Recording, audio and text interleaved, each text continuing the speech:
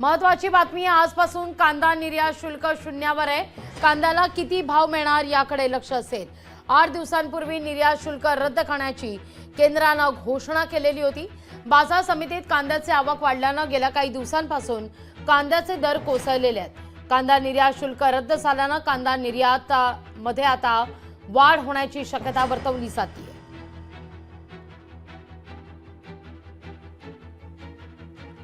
याच पार्श्वभूमीवर आता नाशिक जिल्ह्यात कांद्याला किती दर मिळतो हे सुद्धा पाहणं तितकंच महत्त्वाचं असेल।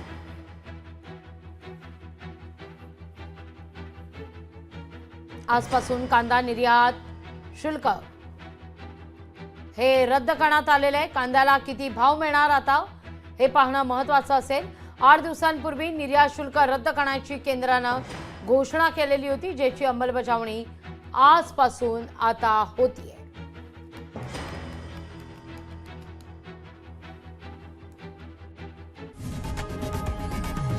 लोकशाही मराठी ऐका, पहा, जागरूक रहा।